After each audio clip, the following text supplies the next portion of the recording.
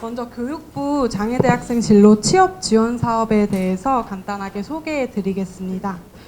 이 사업은 장애대학생의 자아 실현을 위해 2019년도 신규 사업으로 권역별로 6개의 학교가 이 사업을 맡고 있습니다.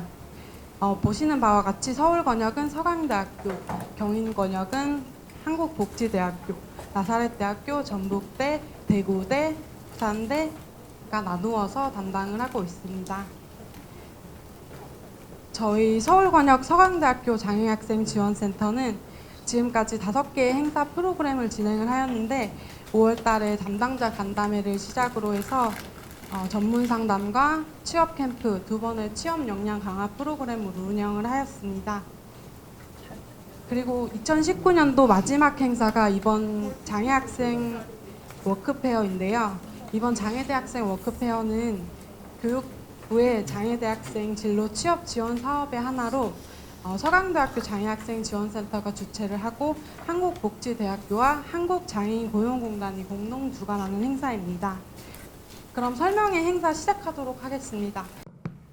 예, 안녕하세요. 저는 한국생명공학연구원 인재개발실에서 정규직 채용 담당하고 있는 이동원이라고 합니다. 그러면 저희 기간 현황하고 채용 제도에 대해서 좀 설명드리도록 하겠습니다.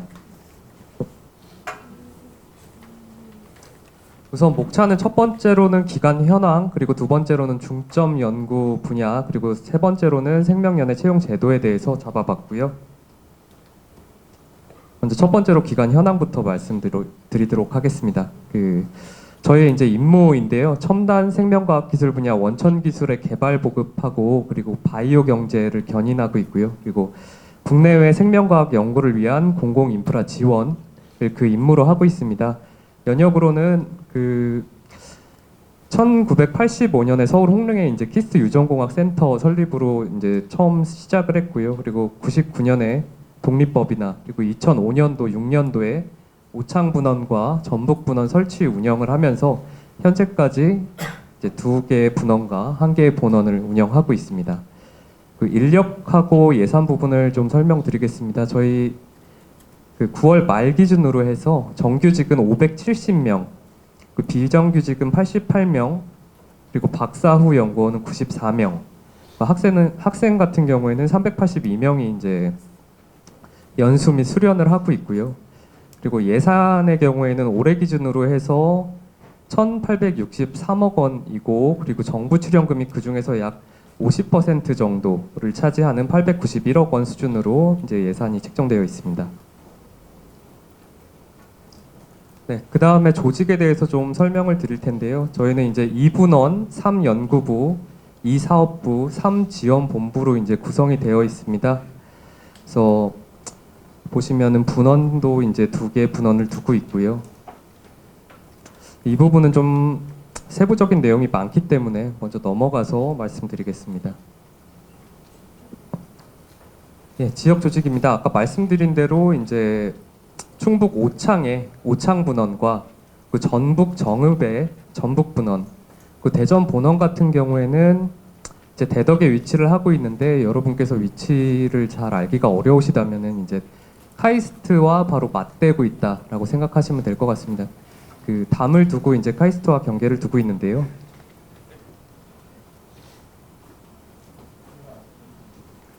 예, 그리고 저희가 이제 현재 글로벌 협력을 중점적으로 좀 추진을 하고 있는데 공동 연구 같은 경우에는 NIH, WCI, 리켄 공동연구센터 등과 함께 협업을 하고 있고요. 그리고 저희가 생물 소재와 관련해 가지고는 중국, 인도, 베트남, 코스타리카의 해외 생물 소재 연구 센터를 두고 있습니다.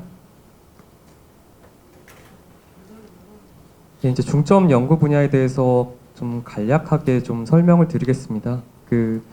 저희 연구원의 미션은 생명 현상에 대한 원천 연구로 건강하고 안전한 국민의 삶과 국가 바이오 경제 발전에 기여를 한다는 사명을 두고 있고요. 그리고 캐치프레이즈는 최근에 이제 바뀐 캐치프레이즈인데 생명을 향한 연구, 내일을 여는 기술을 캐치프레이즈로 하고 있습니다. 그래서 중점 연구 분야는 바이오 의학 분야, 그리고 바이오 융합 소재 분야, 바이오 아젠다 분야, 바이오 인프라 분야, 이 4가지 분야를 중점 분야로 하고 있고요.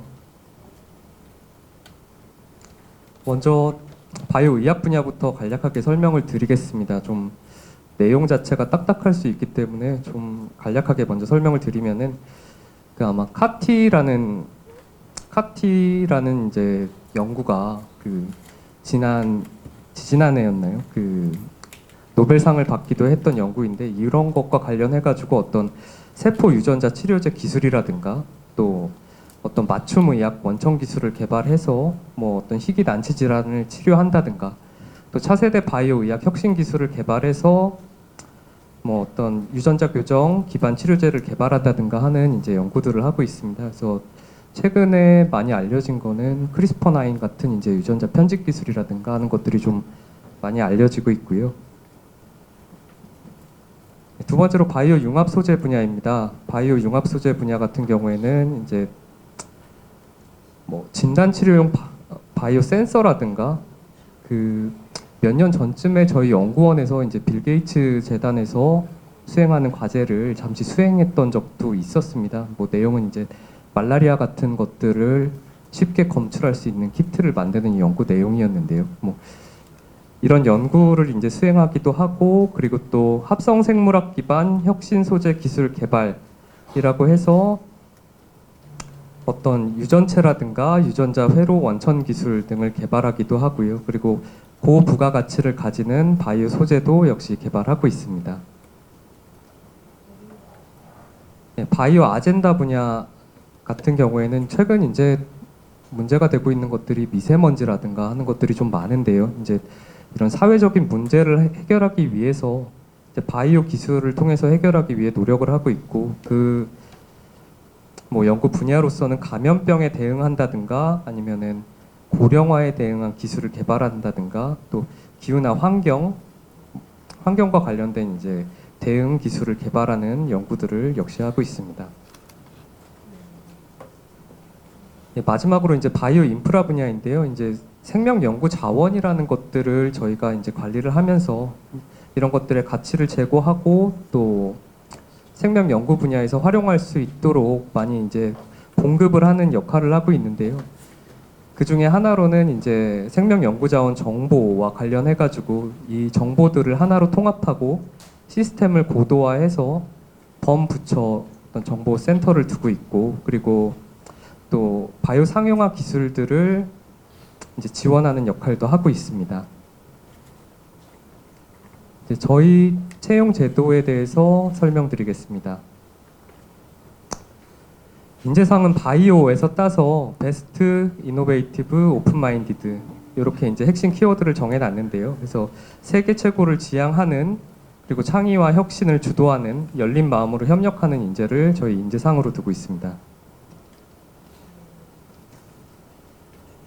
채용 절차 및 원칙에 대해서 설명드리겠습니다. 저희가 이제 채용 원칙으로는 공개 채용을 당연히 원칙으로 하고 있고요. 그래서 확정된 채용 계획 같은 경우에는 기관 홈페이지와 외부 채용 정보 시스템에 15일 이상 동안 게시를 하고 있습니다. 그래서 채용 공고문을 보시면 모집 인원이나 모집 분야, 지원 자격, 전형 절차 등을 세부적으로 공개를 해놓고 있고요. 다만 이제 법률에 따른 의무 채용자 등의 경우에는 특별이나 제한 경쟁 방식으로 채용 가능하도록 하고 있는데 저희가 아직까지는 이렇게 제한 경쟁 방식을 많이 하지는 않았지만 앞으로는 좀 더 고려를 해보도록 하겠습니다. 그 차별 금지를 이제 채용 원칙으로 하고 있는데요. 그 학력이나 출신 학교, 연령에 따라서 지원자들을 차등하지 않고 있고, 다만 이제 뭐 연구직이라든가 하는 경우에는 최종 학력에 따라서 차등을 하고는 있습니다. 다만 이제 학교명 같은 것들은 이제 차등 이제 어느 학교를 졸업했는지에 따라서 뭐 차등을 두는 경우는 없고요. 이제 학위를 취득하였는지 아닌지 정도로 이제 지원 자격 요건을 보고 있습니다. 채용 심사 시에는 지원자의 인적 사항을 이제 철저하게 블라인드 처리하고 있고요. 그래서 성함이라든가 하는 것들은 이제 전형 단계에서 활용이 전혀 되지 않고 수험번호로 부여하고 전형 절차를 진행하고 있습니다. 또 이제 채용 공정성 강화를 위해서 뭐 서류 전형이나 면접 전형에 필수적으로 감사 부서에서 참관하고 있고요. 그리고 전형 단계가 끝나게 되면 이의 신청 기간을 두고 전형 단계에 문제가 없었는지 이의 신청을 받고 있습니다. 그리고 또 예비 합격자를 두고서 이의 신청과 연계해가지고 좀 불합리하게 피해를 보는 지원자가 없도록 하고 있습니다.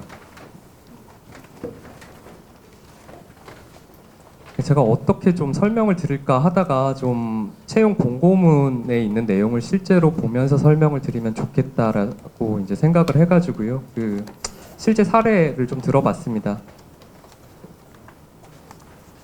공고문에서 좀 발췌를 했는데요. 저희가 뭐 연구 분야도 있지만 뭐 행정이라든가 기술직 분야도 따라 이제 채용을 하고 있기 때문에 참고해 주시면 될 것 같습니다.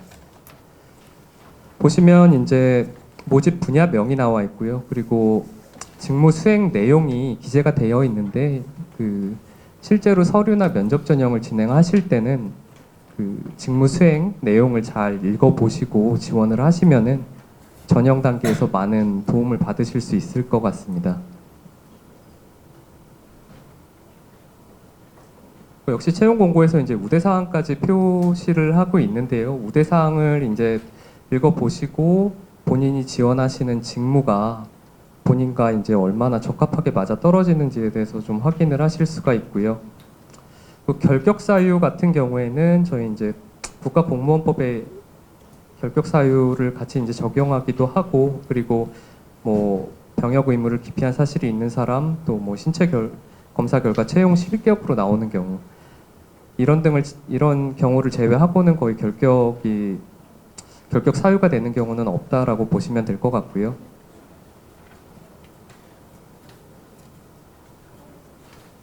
저희가 분야에 따라서 필기 시험을 보기도 하지만 이제 필기 시험을 안 보는 경우도 있습니다. 그래서 채용 계획을 수립할 때 필기 시험을 보는 것이 적합하겠다라고 판단을 하면은 해당 분야에 대해서는 이제 필기 시험을 진행을 하고 있습니다. 그리고 가점 및 감점에 대해서 말씀을 드리면 저희가 취업보호 대상자 같은 경우에는 증명서에 이제 명기된 비율대로 가점을 드리고 있고요. 그리고 장애를 가지신 분들은 그 장애의 정도에 상관없이 10% 점수가 산출되면 그 점수의 10%를 가점을 적용하고 있습니다.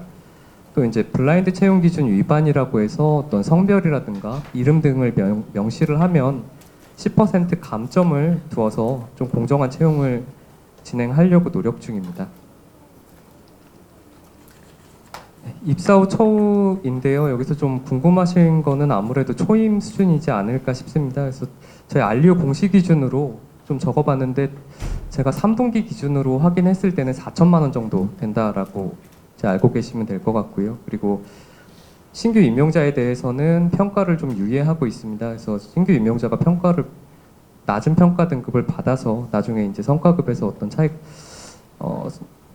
손해가 발생하는 걸 막기 위해서 좀 이제 평가 유예를 하고 있고요. 또 복지 제도로는 휴양소 운영, 그리고 해외 연수를 지원하고 있고요. 그리고 복지 제도로 이제 복지 카드를 제공하고 있습니다. 또 주거 지원과 관련해서는 그 본원과 분원에 이제 기숙사를 지원하고 있고, 대전의 경우에는 거기다 사택까지 이제 지원을 하고 있습니다. 기타 복리 후생으로는 건강 검진 지원이라든가 어떤 건강 상담, 그리고 체육시설 운영 등을 이제 추가적으로 복지제도로 운영하고 있습니다. 2019년도 채용 예정 규모 및 분야입니다. 채용 규모 같은 경우에는 아직 확정된 바는 아닙니다. 그래서 현재 연구 및 행정부문 총 이제 20여 명 수준을 채용할 거라고 이제 예상을 해볼 수 있고요. 공고일은 아마도 1월에서 2월 중에 채용 공고가 된다면 임용은 4월 또는 5월 중에 임용이 가능할 것 같습니다. 그래서 장애인 채용 가능 직무를 좀 적극 검토해가지고 향후 채용 계획에는 좀 반영할 예정이고요. 그리고 여기서 설명을 다시 한번 드릴 거는 채용 규모하고 분야, 이제 공고가 언제 나는지는 좀 구체적인 사항에 따라서 변동이 될 수 있다는 점 말씀드립니다. 감사합니다. 안녕하세요. 저는 한국전자통신연구원의 채용을 맡고 있는 인력기획실장입니다. 만나 뵙게 돼서 대단히 반갑습니다. 조금 앞에 생명연구소에서 좀 학술적으로 설명 많이 하셔가지고 저는 가능하면 여러분들 지루하지 않게 좀 채용에 도움이 되는 팁 위주로 말씀을 드릴 테니까 부담 없이 좀 가볍게 들어주시면 감사하겠습니다. 제가 발표하기 전에 여러분들 혹시 이공계 학생분들이 몇 분이나 계신지 제가 좀 알 수 있을까요? 나는 이공계에 전공을 하고 있다. 한번 손 한 번만 좀 들어주시겠어요? 아니면 저는 인문사회계열에 전공을 하고 있다. 인문사회계열. 이제 인문사회계열이 많으시군요. 그러면 제가 저희는 물론 이제 이공계 연구소이지만 인문사회계열 학생에 맞게 가급적 그런 쪽으로 발표를 하도록 하겠습니다. 우선 한국전자통신연구원은 보통 이제 ETRI 약자로 해서 에트리라고 합니다. 에트리라는 출연 연구기관은 아까 생명연구원처럼 이공계 이제 연구개발 연구소이고요. 25개 이공계 연구소를 합쳐서 국가과학기술연구회라는 곳에서 총괄 관리를 하고 있고, 그래서 이쪽에 왼쪽에 부스에 보시면 국가과학기술연구회에서 연구소들을 소개하는 부스도 마련되어 있으니까요. 그쪽에 가시면 조금 더 상세한 내용을 아실 수 있을 것 같고, 제가 발표하는 거는 간략하게 말씀을 드리겠습니다. 에트리는 25개 출연연 중에 가장 큰 기관입니다. 예산은 6천억 정도 되고요.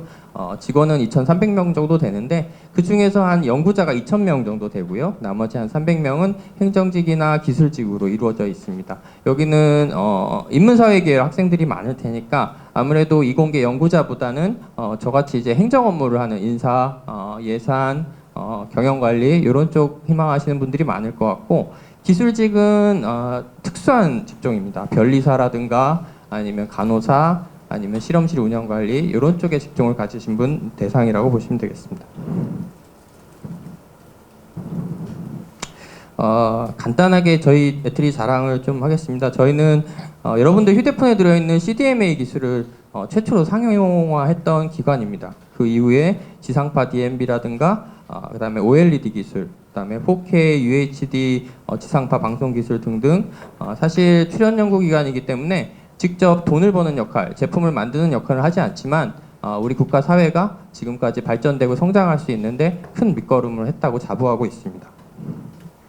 실질적인 경제 파급 효과는 저희는 374조 원이라고 파악을 하고 있습니다.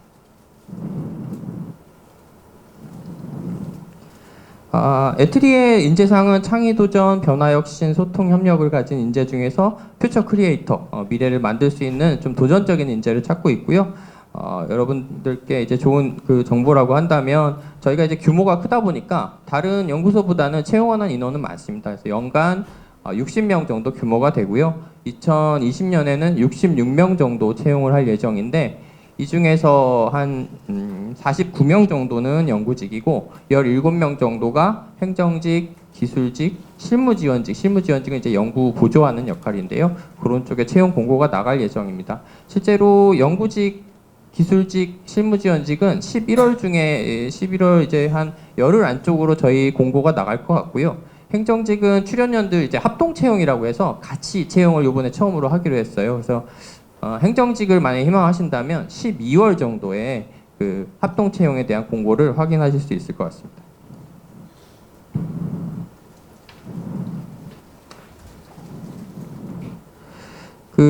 지금 여기 계시는 분들은 대부분 그 인문사회 계열이니까 제가 연구직에 대해서는 상세하게 말씀을 안 드려도 될 것 같은데, 다만 보통 출연연에서 연구 업무를 하시는 분들은 석사급 이상 이제 전공을 하신 분들을 대상으로 이제 채용을 하게 되고요. 보통 이런 분들은 지원서 서류 전형, 그 다음에 1차 전공 면접을 하게 되고 마지막 종합 면접 거쳐가지고 채용이 됩니다.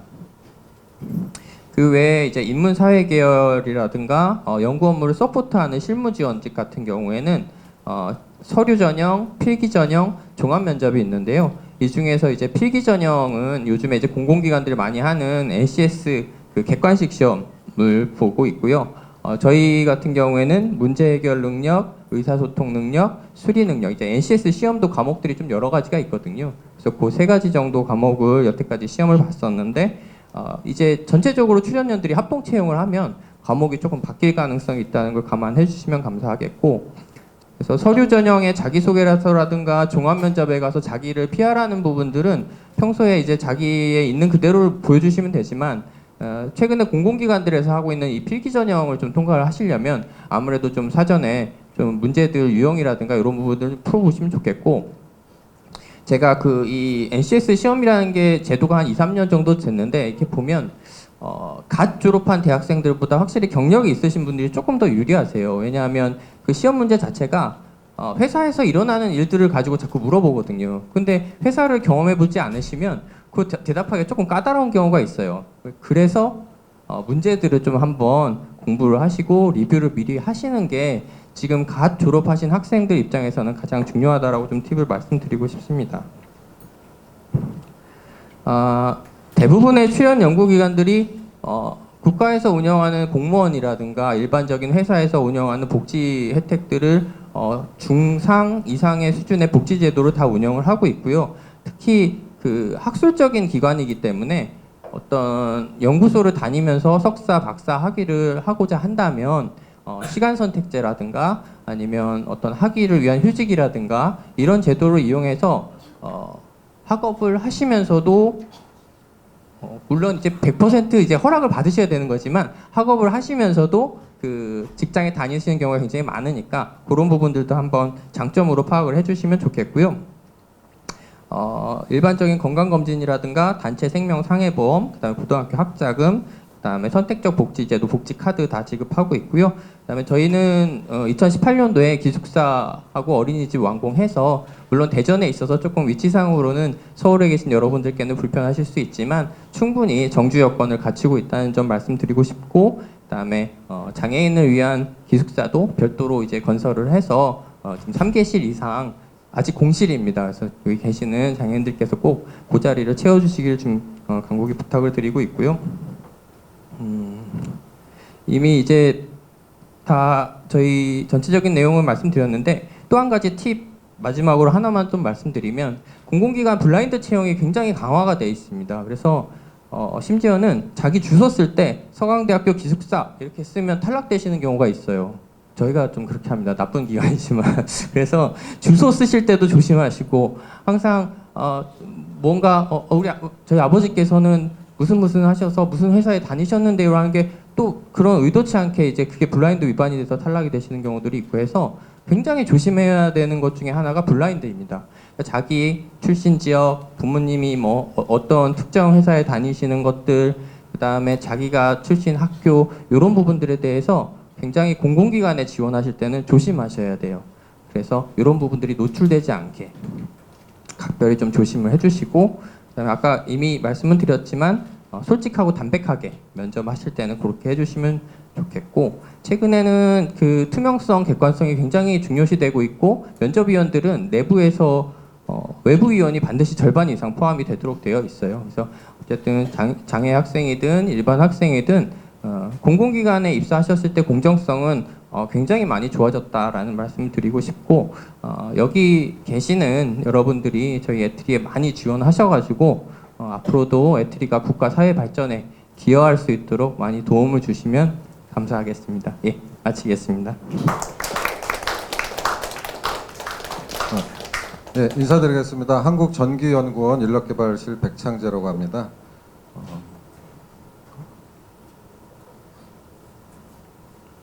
좀 전에 에트리에서 이제 발표를 해주셨는데요. 에트리하고 저희 전기연구원이랑 같이 생겼었습니다. 이제 저도 오늘 이제 강의 10분 정도 이제 설명을 해달라고 그래서 내가 저 입장이면 무엇을 좀 궁금해할까 좀 고민을 해봤습니다. 불과 15, 16년 전에는 이제 제가 여기 앉아 있는 그 입장이었습니다. 저도 이제 학부를 졸업하고 이 근처 숙대 입구 근처에서 직장 생활을 하다가 다시 대학원을 갔다가 다시 이제 두 번째 직장으로 이제 옮긴 사람입니다. 그래서 고민을 해보니까 직장을 쉽게 좀 바꿀 수 있어서 직업을 바꾸기는 좀 어려운 것 같습니다. 제가 여러분보다 조금 먼저 직장 생활을 한 사람으로 생각해 보면 여러분들은 이제 거의 밑그림을 이제 거의 완성을 하고 이제 사회에 나가서 그 밑그림에다 이제 색깔을 입히면서 그림을 완성해 나가면서 한 명의 사회인으로서 이제 발돋움할 시기인 것 같은데요. 처음에 어떤 직장을 잡느냐도 매우 중요한 것 같습니다. 저 같은 경우에는 이제 한번 바꿨기 때문에 거기에 이제 또 많은 기회 비용과 시간이 들어갑니다. 그래서 그런 부분을 염두에 두시고 전기연구원이 이런 회사다라는 걸 먼저 말씀을 드리고 그 다음에 채용 제조에서 좀 설명을 드리겠습니다. 일반적인 내용은 이러고요. 전기연구원은 1976년도에 설립이 됐습니다. 그래서 25개 과학기술계 출연연구원이 있는데요. 그 중에서도 역사와 전통을 자랑하는 뼈대 있는 연구원이라고 좀 말씀드리고 싶고요. 올해 창립 43주년을 지냈습니다. 설립 목적과 주요 임무는 전기 관련 연구 개발을 하고 있습니다. 전기 관련해서 유일한 연구 개발 정부 출연 연구원이고요. 전기기기 시험 인증 서비스도 같이 이제 제공을 하고 있습니다. 그리고 좀 저희 연구원의 약간 핸디캡이긴 한데 본원이 경남 창원시에 있습니다. 그래서 저도 어제 뭐 한 4-5시간 걸려서 미리 좀 와 있었는데요. 경남 창원에 본원이 있고 여기 직원이 정규직 기준 한 400명 정도 되고요. 그다음에 안산 한양대 에리카 캠퍼스에 안산 분원이 있습니다. 거기는 한 100여 명 정도 근무를 하고 계십니다. 그리고 의왕 분원이 있습니다. 여기도 경기도 의왕시인데 여기에는 한 30여 명이 근무하고 있고요. 지금 현재 광주 쪽에 전력변화 연구 시험센터를 짓고 있습니다. 그래서 2020년 6월 완공될 예정인데요. 여기도 전체가 다 완공이 되면 또 한 100여 명 정도 근무를 하지 않을까 이렇게 예상이 합니다. 그래서 총 지금 4개 사이트로 좀 분산이 되어 있고 아무래도 대부분의 출연 연구원들이 이제 대전 대덕단지에 있는데 우리는 이제 창원에 있다 보니까 인력 유치에 약간의 불리함은 좀 있는 것 같습니다. 그렇지만 이제 너무 복잡한 서울 생활보다는 좀 여유로운 지방 생활 그리고 지방 분권화 시대이기 때문에 지방에서 터를 잡는 것도 좋을 것 같습니다. 저도 뭐 처음에 말씀드렸듯이 숙대 입구에서 직장 생활을 하다가 이제 창원 내려가니까 그때 저희 집이 안산이었습니다. 그래서 왔다 갔다 출퇴근이 거의 4시간이 걸렸습니다. 지하철로만 해도. 근데 창원 가니까 15분이면 출퇴근이 가능한 거예요. 그러니까 하루에 뭐 3시간 이상이 세이브가 되니까 삶의 질은 제 개인적인 입장으로서는 지방이 낫지 않나 생각은 듭니다. 근데 여성분들은 그렇게 생각하시는 분이 많지 않은 것 같습니다. 일반 현황은 뭐 간략히 소개해드리겠습니다. 원장 직속하에 기획조정부 경영지원부 이제 행정 일반을 다루는 부분이고요. 연구 부원장 밑에 4개 연구본부와 연구단 그리고 센터 2개가 있고요. 시험 인증 업무를 한다고 그랬죠. 그래서 우리 연구원에서 시험 성적서를 발행을 해야 이거 전 세계적으로 통용이 되는 거기 때문에 수출을 할 수 있습니다. 그래서 이 중전기기 업계에서는 우리 연구원의 시험 인증 서비스가 상당히 중요한 부분의 하나입니다. 뭐 시간이 많이 흘렀기 때문에 좀 간략히 진행하겠습니다. 전체 정규직 규모는 540명 정도 되고요. 비정규직까지 포함한다면 한 640명 정도 되고 전체 1년 예산은 지금 저희가 큰 사업이 많이 종료가 돼가지고 좀 줄었습니다. 그래서 한 1,400억 정도 예산을 사용한다고 보시면 되겠고요. 저희는 아시다시피 수익을 만들어내는 기관이 아닙니다. 정부에서 부여한 미션을 수행하는 기관입니다. 그래서 막 돈을 벌기 위해서 운영하는 기관이 아니라는 걸 좀 말씀드리겠고요. 비전 틀입니다. 이렇게 전기 분야에 연구 개발을 해서 국가 산업 발전에 기여를 하겠다 이런 내용입니다. 그래서 뭐 자세히 지금 현재 자세히 알 필요는 없으시고요. 예. 그리고 정부 출연연에 대해서 저도 전기연구원에 입사하기 전에는 에트리는 알고 있었습니다. CDMA 개발한 한국전자통신연구원. 근데 그 외에 출연연은 들어본 적이 없었습니다. 근데 가서 보니까 전기도 있고 뭐 화학도 있고 에너지도 있고 기계도 있고 25개의 출연연구원이 있더라고요. 그래서 출연연구원의 그 사회적인 역할과 책임성에 대해서 현재 국민들로부터 많은 이제 좀 질타를 받고 있는 상황입니다. 그래서 우리 연구원도 우리의 역할과 책임성이 무엇인지 재정립해서 앞으로 연구 방향을 좀 정립한 겁니다. 그래서 이 부분은 좀 아셔야 되는데요. 그럼 전기연구원이 뭐 하는 데냐 이렇게 했을 때 자기가 지원하는 회사가 뭐 하는 데는 좀 알아야 되지 않습니까? 그래서 크게 보면 이제 전력망, 한전에서 오는 전기를 어떻게 수용과까지 이제 배전을 하는지 그런 기술들, 그리고 전력 기기를 다루는 기술, 전기 응용, 그래서 전기 선박, 전기 에너지를 추진으로 하는 선박체, 뭐 플라잉카 뭐 이런 것도 개발을 하려고 하고 있고요. 그리고 전기 재료, 배터리겠죠. 가장 큰 아주 효율이 높은 전기차 배터리도 하고 전기 의료기기도 개발을 하고 있습니다. 그래서 왜 의료기기를 전기연구원이 개발하지? 근데 뭐 필립스나 뭐 이렇게 아주 유명한 의료기기 회사를 보면 그 전신이 전기 회사입니다. 그래서 이 전기 대전류나 고전압, 이 전기를 잘 다룰 수 있는 기술이 있어야만 의료기기를 개발할 수가 있습니다. 그리고 아까 말씀드렸듯이 세계 3대 중전기기 시험 인증 그 기술을 보유하고 있습니다. 그래서 이런 것들을 전기연구원에서 하고 있다. 그래서 내가 전기연구원을 지원하고 싶다면 여기 아마 공과 출신도 있고 이제 인문사회 계열 출신도 있을 텐데요. 공학 전공, 그리고 인문사회 전공 관련해서 저희가 10월 24일부터 지금 채용 공고가 나가 있는 상황입니다. 그래서 그 상세 내용은 뒤에서 설명을 드리겠습니다. 예, 지금 연구직, 기술직, 행정직, 기사직 17개 분야 19명을 채용 공고가 10월 24일부터 나가 있습니다. 그래서 출연 연구원, 우리 연구원 규모에서도 19명을 한꺼번에 채용하는 건 극히 이례적입니다. 그래서 좀 많이 채용하고 있고요. 그리고 내년 상반기에도 한 14명 정도를 더 채용을 할 예정입니다. 그래서 전기연구원에 관심 있으신 분은 꼭 홈페이지에 가서 미래인재 등록을 해놓으시면 저희가 채용 공고 나갈 때 메일링 서비스를 다 해드립니다. 그러니까 거기 관심 있으신 분 등록을 해주시고요. 현재 recruit.re.kr에서 채용 공고를 하고 있고요. 홈페이지 채용 공고란에서도 확인하실 수 있습니다. 앞에 설명드렸듯이 NCS 기반 블라인드 채용을 하고 있습니다.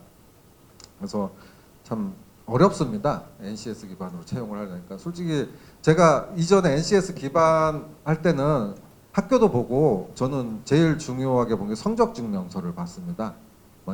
이제 전체 4년 동안에 이제 그 결과물이 나와 있는데 1학년 그러니까 학점이 얼마나 높은지는 가장 기본적으로 봐야겠지만 그 학점이 전공으로 딴 건지 이제 교양으로 많이 딴 건지 1학년 1학기, 2학기 학점이 얼마나 살아 있는지 계절학기 학점이 얼마나 되는지 그리고 만약에 제가 경영학 출신이라 그런지 모르지만 경영학은 인사, 재무, 노무, 회계, 마케팅, 생산관리 여러 가지 과목이 있는데 그 사람이 어떤 걸 중점적으로 해서 1학년 더 과목들을 쭉 들어왔는지 회계를 들었으면 중급, 고급, 회계 감사까지 이렇게 쭉 들었는지 그런 것들을 좀 봤거든요.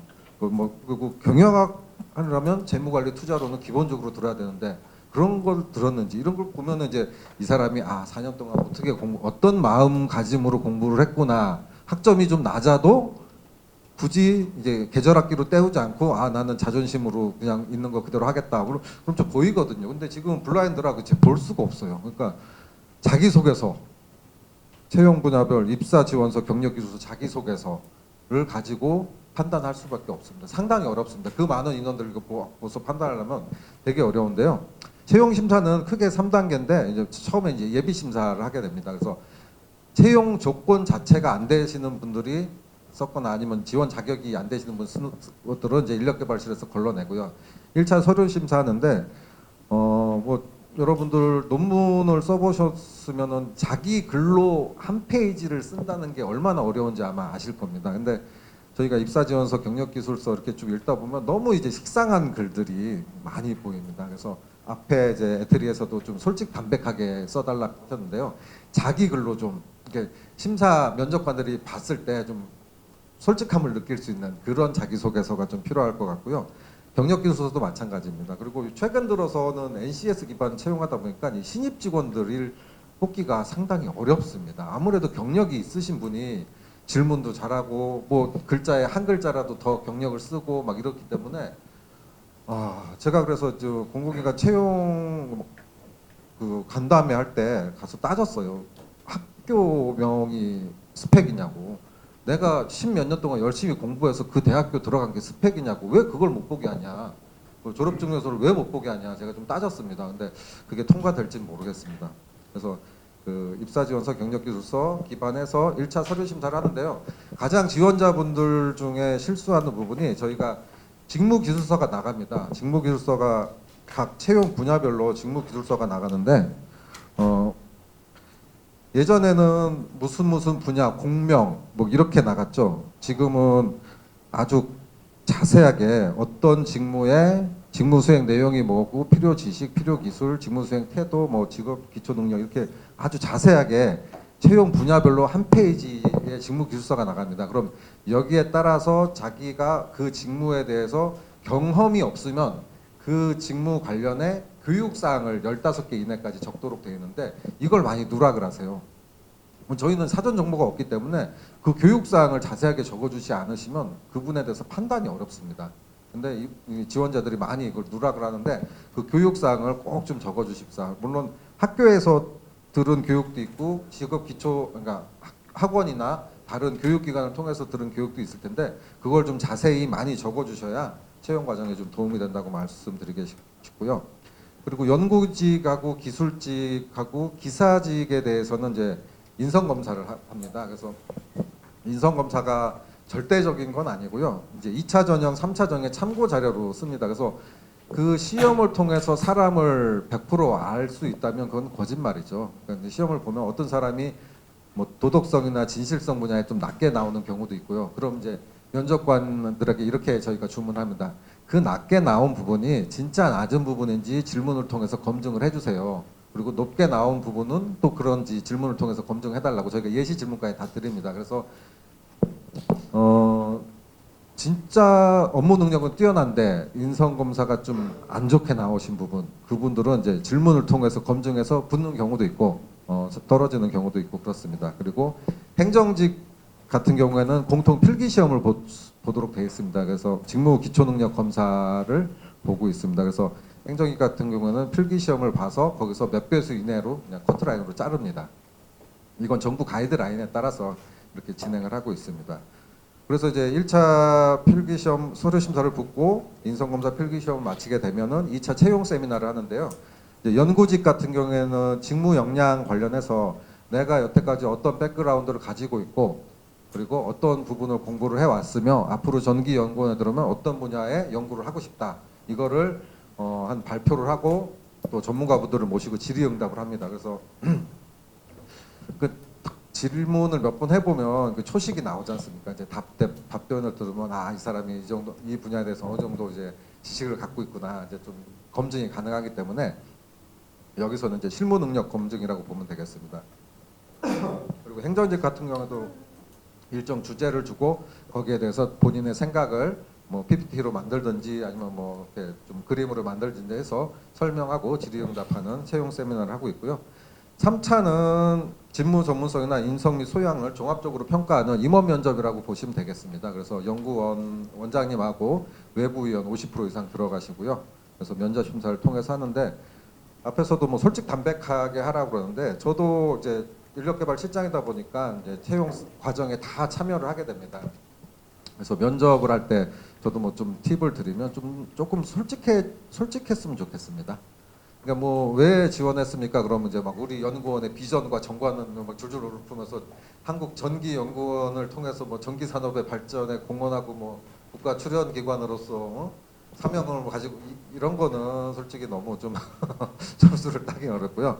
아주 극단적인 예로 전기 연구원 뉴스 보니까 맨날 신이 숨겨놓은 직장 뭐 연봉 1위 막 나오고 돈 많이 준다고 해서 지원했습니다. 이게 오히려 더 솔직하지 않을까요? 뭐 그리고 뭐 지금 뭐 장애인 학생들을 대상으로 하는데 각 단계별로 저희는 허들식입니다. 1차 통과하면 거기서 리셋이 되고 2차 그것도 3차 또 리셋이 되는데 각 단계별로 5점의 가점을 부여를 하고 있습니다. 그리고 최종 합격 되면은 3개월 동안 수습 기간을 거치고요. 그 다음에 정식 임용을 하는데 수습 기간을 제가 최근에 살렸습니다. 아시다시피 출연연구원은 인력의 퇴출 구조가 상당히 어렵습니다.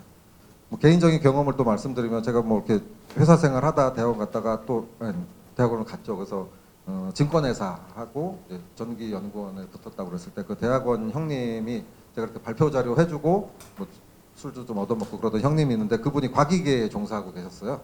그 과기부 밑에 기관에 있었는데 딱 이 말씀을 하시더라고요. 창재야, 너 증권회사 가서 몇 살까지 다닐 수 있을 것 같냐? 그러시더라고요. 그래서 그냥 출연연구원 가라. 전기연구원 내가 잘 아는데 괜찮다. 이렇게 해서 저도 이렇게 가게 됐는데요.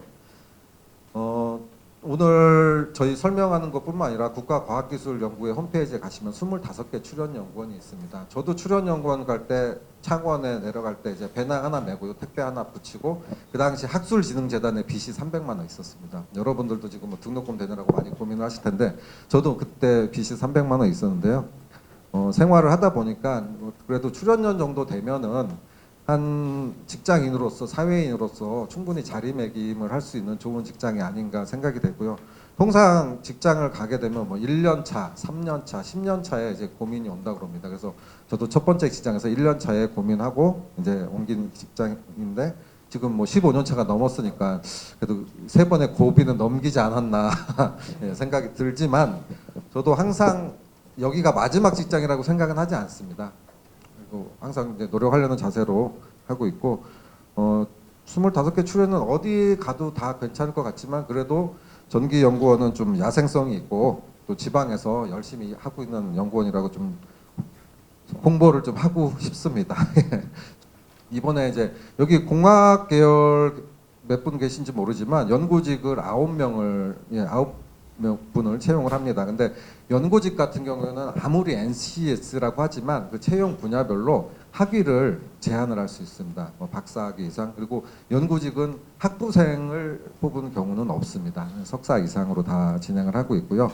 그리고 차세대 전력망부터 전기기술 기획까지 이제 10개 분야인데 지금 연구직 3과 4는 2개의 직무 질서가 나갔는데 TO가 없어가지고 두 분야 중에 제일 우수한 사람 1명만 뽑는 걸로 지금 공고가 나가 있습니다. 그래서 그 HVDC가 이제 하이볼트 다이렉트 직류 전송이거든요. 고압 직류 전송, 전력 케이블 뭐 절연 설계 분야라 또 전력 케이블 또 절연 재료 분야 약간 비슷한 분야라서 이게 2개가 나갔는데 하나만 뽑는다 이렇게 참고하시면 되겠고요. 저희 홈페이지 가면 자세하게 나와 있습니다.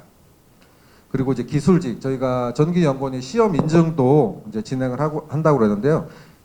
기술직은 이제 학사 이상의 5명 채용합니다. 전기 관련 전기공학 전공자. 그래서 기술직은 아무래도 연구직에 비해서 학력 제한이 좀 낮습니다. 그래서 충분히 학부 졸업하시고 지원이 가능하실 거로 생각되고요. 근무지는 저희 지역별로 좀 여러 군데로 나눠져 있습니다. 그래서 이제 옮겨 다니면서 혹시 근무가 가능한데 자주 일어나는 일은 아니지만 좀 옮겨 다닐 수도 있다. 그러니까 안내드리겠고요. 그다음에 기술직 3은 이제 정부에서 이번에 공통으로 정보 보안 TO를 1명씩 줬습니다. 그래서 그거 나간 거고요. 기술직 4는 저희가 창원에서 또 강소 특구 사업을 이제 수주를 하게 돼서 그 연구개발 특구 관련 업무를 사업기에 가는 기술직을 좀 뽑고 있습니다. 아무래도 R&D 정책이나 이런 관련하신 기술 경영 이런 하신 분은 지원이 충분히 가능할 걸로 생각이 됩니다. 그리고 이제 행정 쪽에 아마 인문 4월 계열에 많이 오셨을 텐데요. 행정직 1은 뭐 저희 인력개발실에서 채용을 할 예정입니다. 근데 저희도 공공기관이다 보니까 보훈 제한 경쟁으로 뽑습니다. 이 부분은. 그래서 보훈 대상자만 지원이 가능한 걸로 지금 채용 보고가 나갈 거고요. 행정직 2는 이제 재무회계 부분입니다. 그래서 뭐 경상계열 전공자면 충분히 다 지원이 가능할 걸로 생각하고요. 이 기사직은 예전에 이제 비정규직으로 계셨던 분들이 정부의 정규직 전환 대책에 따라서 이렇게 좀 전환하신 인력인데 저희가 기사직이라는 직군을 새로 만들었습니다. 그래서 건축기계 설비 관리하시는 분인데 이 행정직 기사직은 학위는 무관입니다. 그래서 뭐 학위를 따지진 않고요. 직무 능력에 따라서 채용을 하고 있습니다. 이상 뭐 좀 시간이 급해서 뭐 간략하게 말씀드렸는데요. 저기 나오셔서 왼쪽 2번째 부스에 저희 전기연구원 좀 기다리고 있겠습니다. 혹시 관심이 있으신 분은 와서 상담을 해주시고요. 좋은 건 아니지만 아주 간단한 선물도 좀 준비를 했습니다. 많은 애용 부탁드리겠습니다. 감사합니다. 안녕하세요. 앞에서 올해 시간 시에서 저희 진행팀에서 좀 빨리 해달라 그래서 저희 이제 마지막 차례니까 조금만 제가 최대한 빨리 짧게 끝내도록 하겠습니다. 저는 이제 과학기술정보통신부 산하에 있는 25개의 정보 출연연 기관 중에 안전성평가연구소 인재개발실에 근무하고 있는 박주환이라고 합니다. 감사합니다. 저희 연구소는 사실 이제 2002년도에 화학연구원에서 부설기관으로 독립을 한 기관으로요. 사실 뭐 전기연구원, 뭐 정보통신연구원은 연구원 이름만 들어도 뭘 하는지 감이 오는데 과연 안전성평가연구소는 뭘 하는 기관인가? 이걸 제 홍보하는 데 좀 역점을 두고 그리고 여기 이 자리에 모이신 분들이 가장 궁금해하고 계시는 채용 전형이라던가 채용 관련 팁 앞에서 말씀해 주셨지만 저희 기관에 맞게 간략하게 설명을 드리도록 하겠습니다. 예, 안전성 평가 연구소는 이제 안전성 평가라는 말이 이제 일본 쪽에서 넘어오는 한자어에서 나온 거라서 저희가 그 국민 건강과 안전사회 실현을 위한 독성을 평가하는 기관이라고 보시면 됩니다. 그래서 예전에 이슈가 되었던 뭐 가습기 살균제에서 이 살균 물질 독성이 있는지 이런 걸 동물 실험 등을 통해서 저희가 평가하는 방법을 개발하는 것도 하고요. 그리고 최근에는 미세먼지라던가 뭐 미세 플라스틱이 인체라던가 이런 부분에 어떠한 독성 변화를 일으키는지 그런 거에 대한 연구를 하고 그런 걸 저감할 수 있는 기술을 개발하고 있는 기관입니다. 그래서 안전성이나 이런 독성 관련된 기술 개발하는 임무가 첫 번째고요. 그 다음에 이제 정부에서 출연한 정부 출연 연구기관으로서 중소 중견기업, 뭐 바이오 쪽이라거나 아니면 화학물질 생산하는 기관들에 대해서 협력과 지원하는 업무를 담당하고 있습니다. 예, 연역은 뭐 간략하게 설명드리면은 한국화학연구원에서 센터로 되어 있다가 2002년도에 부설기관으로 독립을 해서 별도로 지금 운영이 되고 있고요. 현재는 대전, 그 전북, 전주, 정읍, 그 경남, 진주 여기 세 개 지역에서 연구를 진행을 하고 있습니다. 간략하게 설명드리면 이제 정부 출연연구소가 대부분 다 대전 대덕연구단지 안에 있는데 저희는 대전 본사의 화학연구원 안에 2개 건물을 사용을 하고 있고요. 전북 정읍시에 이제 영장류 시험 연구동이라고 해서 이제 원숭이를 통해서 독성 시험이나 이런 부분을 하는 부분 그리고 흡입 독성 뭐 이제 가습기 살균제나 미세먼지를 발생하는 기술들을 개발해서 이슈가 되고 있는 미세먼지를 어떻게 저감시킬지 미세먼지 원인을 어떻게 찾아낼지 그런 거에 대한 연구를 전북에서 진행하고 있습니다. 그 경남 진주에서는 생태 독성이라고 해서 이제 뭐 농약 같은 게 이제 화천이나 아니면 토양에 했을 때 이런 부분을 어떻게 독성이 발생을 하고 잔류 물질이 어떻게 줄어드는지에 대한 연구들을 진행을 하고 있습니다. 예, 저희는 이제 규모가 그렇게 크진 않고요. 2019년 10월달 기준으로 정규직이 327명 정도 됐고 올해 예산은 한 633억 정도 됩니다. 그래서 아까 좀 전에 설명을 드렸던 정기연구원에 비하면 인원 한 3분의 2 수준, 예산은 633억으로 좀 작은 편이긴 한데 밑에 그래프를 보시면 2002년도에 독립한 이래로 지속적으로 인원이랑 예산 규모가 증가하고 있는 걸로 봐서 앞으로 더 커지고 좀 더 많은 그 우수한 인력들이 필요할 것 같아서 참고 자료로 보여드렸습니다. 주요 연구는 뭐 간략하게 설명을 드리면 이제 요즘은 이제 반려동물에 대한 관심들이 많잖아요. 저희는 예전에 이제 그 사람들한테 이제 뭐 새로운 신약 물질이라던가 이런 게 나오면 임상 실험을 하기 전엔 비임상 실험이라고 해서 동물 실험 쪽을 많이 했었는데 이런 부분에 대해서 동물을 대체할 수 있는 뭐 인공장기 같은 오가노이드라던가 아니면 빅데이터를 활용한 데이터를 통해서 IT 기술을 활용해서 독성을 예측할 수 있는 기술 개발 사업에 올해 한 50억 정도를 주요 사업으로 진행을 하고 있고요. 그리고 이제 중소기업 쪽에 이제 산업계 지원의 미션도 있기 때문에 산업계 이제 중소기업이나 중견기업들을 지원하고 뭐 이런 평가 기술 인프라를 지원할 수 있는데 한 46억 정도를 올해 투자를 하고 있고 가장 중요한 부분으로는 이제 저희 국민들의 건강에 대한 안전이나 이런 부분에 대해서 저희가 어떻게 된 검증된 표준된 시험 방법이나 이런 부분을 개발하는 쪽을 연구를 하고 있어서 아까 말씀드렸던 미세먼지라던가 아니면 화학물질 한 작년에 이슈가 됐던 뭐 생리대에서 유해성 물질이 나왔다던가에 대한 시험 평가 연구도 저희 기관에서 진행을 했고요. 그리고 이제 뭐 미세 플라스틱이나 이런 부분에 대해서 이런 걸 저감할 수 있는 기술들에 대해서 올해 한 131억 정도를 투자해서 연구를 진행하고 있습니다. 뭐 이런 미세먼지라던가 뭐 과보라 화합물 같은 경우는 잘 모르시겠지만 이제 저희 매일 사용하시는 프라이팬 있잖아요. 프라이팬에 이제 코팅되는 게 과보라 화합물을 많이 사용하는데 이게 오래되면 분해가 되면서 인체에 뭐 어떤 영향을 미치는지 그런 부분 그리고 뭐 미세 플라스틱이나 가습기 살균제 노출성에 대한 연구들을 진행을 하고 있습니다. 기관에 대한 소개는 간략하게 드렸고 이제 가장 궁금해하시는 채용 절차에 대해서 설명을 드리겠습니다. 앞에서는 좀 너무 상세하게 말씀해 주셨는데 그 경제인문 사회 쪽이랑 과학기술 쪽 설명을 들으셨겠지만 공공기관은 전체적으로 다 동일하게 블라인드 채용을 정부 지침에 따라서 진행을 하고 있고요.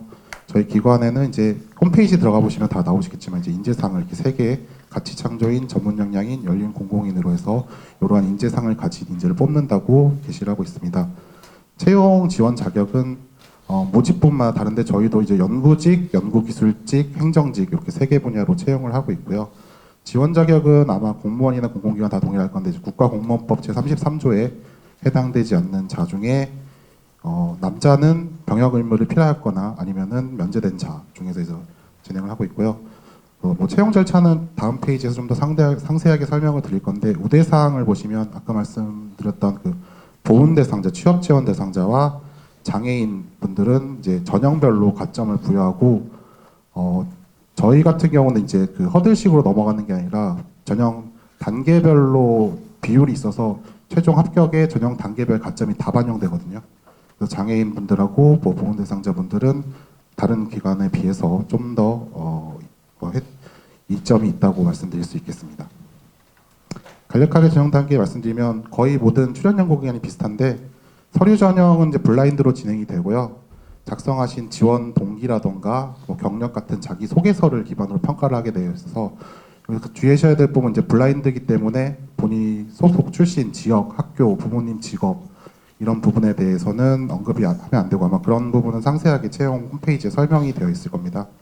그래서 서류 전형을 통과하시게 되면 필기 전형은 행정직만 진행을 하고요. 연구직과 연구기술직은 바로 면접으로 넘어가도록 하겠습니다. 필기 같은 경우는 이제 행정직구는 NCS 기반으로 해서 외부 저희 같은 대전 상공회의소에서 주관을 하는 시험을 아마 NCS 기출 문제집이나 이런 데 유사한 유형으로 나온 그 객관식 시험을 진행을 하게 되고요.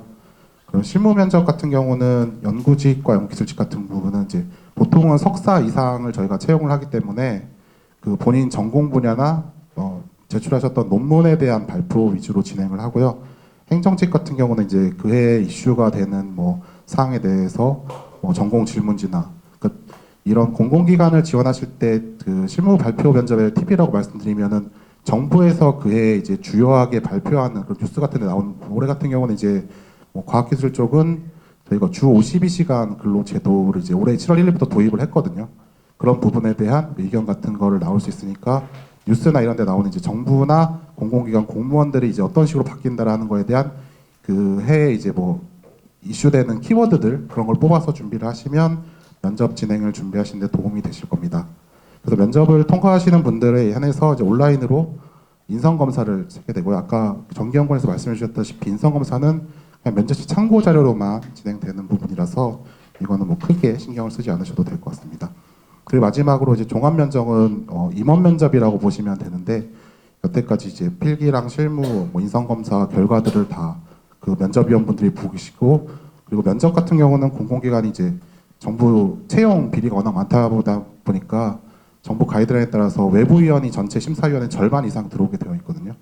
그래서 본인이 그동안 경험하셨던 뭐 경력이 있으신 분들은 경력 사항에 대해서 좀 많이 말씀을 해주실 거고 그냥 학부를 졸업하시거나 행정직 지원하신 분들에 한해서는 학부를 지원하시거나 아니면은 연구직 지원하신 분들은 본인 연구 분야에 대해서 좀 질문을 받으셔도 당황하지 마시고 그냥 본인이 알고 계신 한도에서 얘기하고 저 같은 경우도 이제 저도 일반 회사 대기업을 다니다가 이제 결혼하면서 세종으로 내려가면서 이제 3년 전에 저희 연구원에 들어왔거든요.